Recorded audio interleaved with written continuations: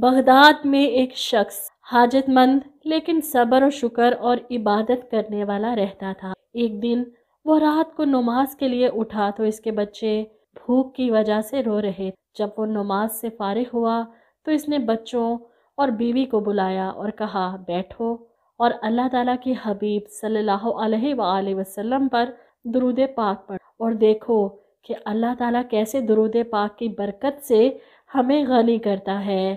لہٰذا وہ سب بیٹھ گئے اور درود پاک پڑھنا شروع کر دیا۔ درود پاک پڑھتے پڑھتے بچے تو سو گئے اور اللہ تعالیٰ نے اس مرد پر بھی نیند طاری کر دی۔ جب آنکھ سو گئی تو قسمت جاگ اٹھی اور وہ شاہ کونین صلی اللہ علیہ وآلہ وسلم کے دیدار کی دولت سے مشرف ہوا۔ آقائے دو جہاں صلی اللہ علیہ وآلہ وسلم نے تسلی دی اور فرمایا جب اللہ تعالیٰ کے حکم سے صبح ہوگی تو اے پیارے امتی تجھے فلاں مجوسی کے گھر جانا ہوگا اور اسے میرا سلام کہنا، نیز یہ کہنا کہ تیرے حق میں جو دعا ہے وہ قبول ہو چکی ہے اور تجھے اللہ تعالیٰ کے رسول فرماتے ہیں کہ اللہ تعالیٰ کے دیے میں سے مجھے یعنی قاصد کو دے۔ یہ فرما کر رسول اکرم صلی اللہ علیہ وآلہ وسلم تشریف لے گئے۔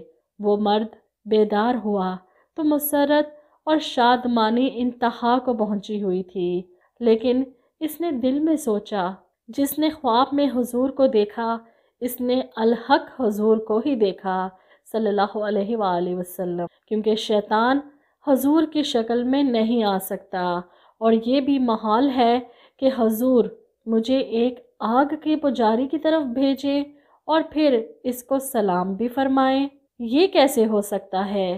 وہ شخص پھر سو گیا۔ پھر قسمت کا ستارہ چمکا۔ پھر نبی اکرم صلی اللہ علیہ وآلہ وسلم نے وہی حکم دیا۔ جب صبح ہوئی تو وہ مرد مجوسی کے گھر پوچھتا ہوا پہنچ گیا۔ مجوسی کا گھر تلاش کرنا کچھ مشکل کام نہ تھا کیونکہ وہ بہت مالدار تھا، اس کا کاروبار وسیع تھا۔ جب یہ شخص مجوسی کے سامنے آیا تو مجوسی کے ساتھ اس کے کافی لوگ بھی موجود تھے۔ اس نے اجنبی کو دیکھ کر پوچھا کیا آپ کو کوئی کام ہے مجھ سے؟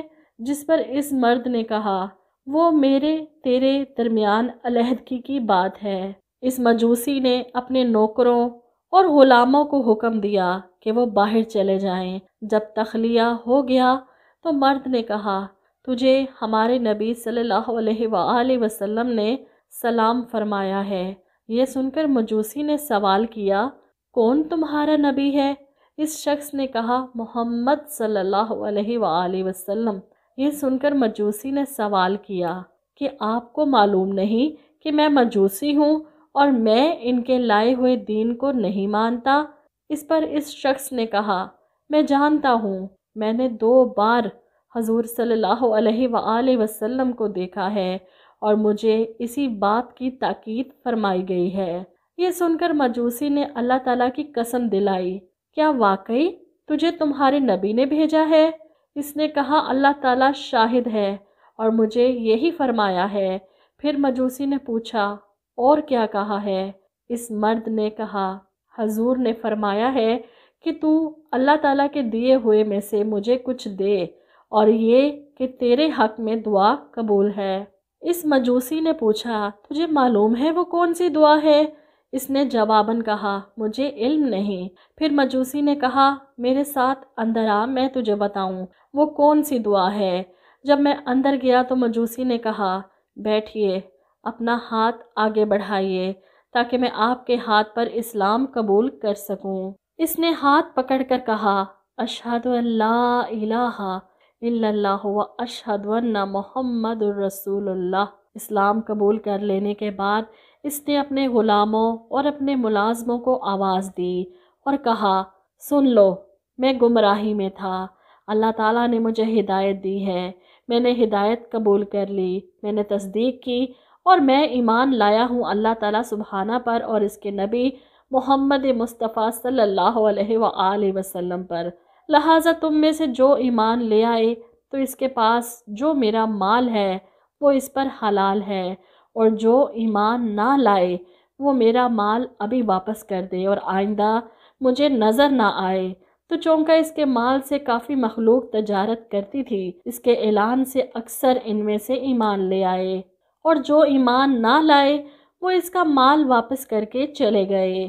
پھر اس نے اپنے بیٹے کو بلایا اور کہا، بیٹا میں نے اسلام قبول کر لیا ہے، لہٰذا اگر تو بھی اسلام قبول کر لے تو تو میرا بیٹا اور میں تیرا باپ، ورنہ آج سے نہ تو میرا بیٹا اور نہ میں تیرا باپ۔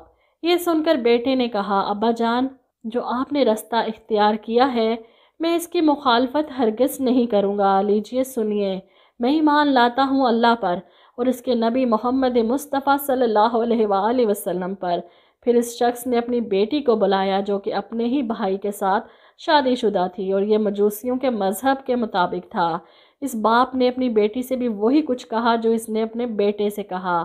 یہ سن کر بیٹی نے کہا، مجھے قسم ہے خدا کی، میرا شادی کے دن سے آج تک اپنے بھائی کے ساتھ ملاپ نہیں ہوا، بلکہ مجھے سخت نفرت ہو رہی ہے اس رشتے سے۔ تو میں بھی ایمان لاتی ہوں اللہ پر، اس کے نبی محمد مصطفیٰ صلی اللہ علیہ وآلہ وسلم پر۔ یہ سن کر باپ بہت خوش ہوا۔ پھر اس نے مرد سے کہا، کیا آپ چاہتے ہیں کہ میں آپ کو وہ دعا بتاؤں جس کی قبولیت کی خوشخبری آپ لائے ہیں؟ اور وہ کیا چیز ہے جس نے رسول اکرم نبی محترم صلی اللہ علیہ وآلہ وسلم کو مجھ سے راضی کیا ہے؟ اس شخص نے کہا، ہاں ضرور بتائیے۔ جواب میں اسلام قبول کرنے والے نے کہا، جب میں نے اپنی بیٹی کی شادی اپنے بیٹے سے کی تھی تو میں نے عام دعوت کی، سب لوگوں کو کھانا کھلاتا رہا، حتیٰ کہ کیا شہری کیا دیہاتی سب کھانا کھا کر گئے۔ جب سب کھا کر فارغ ہو کر چلے گئے تو چونکہ میں تھک کر چور ہو چکا تھا، میں نے مکان کی چھت پر بستر لگوایا تاکہ آرام کروں، اور میرے پڑوس میں ایک سید زادی جو کہ سیدنا امام حسن رضی اللہ تعالیٰ عنہ کی اولاد میں سے ہے اور اس کی چھوٹی چھوٹی بچیاں رہتی تھیں۔ جب میں اوپر لیٹا تو میں نے ایک صاحبزادی کو کہتے سنا، وہ اپنی والدہ محترمہ سے کہہ رہی تھی، امی جان، آپ نے دیکھا کہ ہمارے پڑوسی مجوسی نے کیا کیا ہے؟ ہمارا اس نے دل دکھایا ہے، سب کو کھلایا، مگر ہمیں اس نے پوچھا تک نہیں۔ اللہ تعالیٰ اسے ہماری طرف سے ایک اچھی جزا نہ دے۔ جب میں نے اس شہزادی سے یہ بات سنی تو میرا دل پھٹ گیا اور سخت کوفت ہوئی۔ ہائے، میں نے ایسا کیوں کیا؟ میں جلدی سے نیچے اترا اور پوچھا، یہ کتنی شہزادیاں ہیں؟ تو مجھے بتایا گیا 3 شہزادی ہیں اور ایک ان کی والدہ محترمہ۔ میں نے کھانا چنا اور 4 بہترین جوڑے کپڑوں کے لیے اور کچھ نقدی رکھ کر نوکرانی کے ہاتھ ان کے گھر بھیجا، اور خود میں دوبارہ مکان کی چھت پر چڑھ کر بیٹھ گیا۔ جب وہ چیزیں جو میں نے بھیجی تھیں ان کے ہاں پہنچی تو وہ بہت خوش ہوئی، اور شہزادیوں نے کہا، امی جان، ہم کیسے یہ کھانا کھا لیں، حالانکہ بھیجنے والا مجوسی ہے؟ یہ سن کر ان شہزادیوں کی والدہ محترمہ نے فرمایا، بیٹی، یہ اللہ تعالیٰ کا رزق ہے، اس نے بھیجا ہے۔ تو شہزادیوں نے کہا، ہمارا مطلب یہ نہیں ہے، بلکہ ہمارا مطلب یہ ہے کہ ہم اس کھانے کو کیسے کھا لیں جبکہ بھیجنے والا مجوسی ہی رہے۔ پہلے اس کے لیے اپنے نانا جان کی شفاعت سے اس کے مسلمان ہونے اور اس کے جنتی ہونے کی اللہ تعالیٰ سے دعا کریں گے۔ ان شہزادیوں نے دعا کرنا شروع کی اور ان کی والدہ محترمہ آمین کہتی رہیں۔ لہٰذا یہ وہ دعا ہے جس کی قبولیت کی بشارت حبیب خدا صلی اللہ علیہ وآلہ وسلم نے تیرے ہاتھ بھیجی ہے۔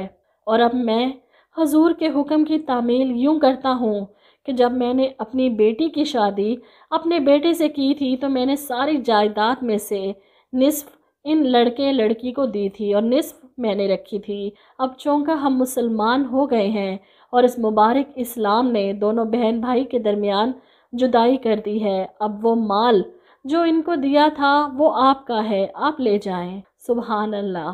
امید ہے کہ آج کی یہ ویڈیو آپ کو پسند آئی ہوگی۔ دیکھیے درود شریف کی برکت، اس کی رحمت کیسے انسان کو مالا مال کر دیتی ہے۔ ویڈیو بنانے کا مقصد یہی تھا کہ اپنی زندگی میں زیادہ سے زیادہ درود پاک کی کثرت کریں۔ تو اجازت دیجیے ابھی تک کے لیے، اللہ حافظ۔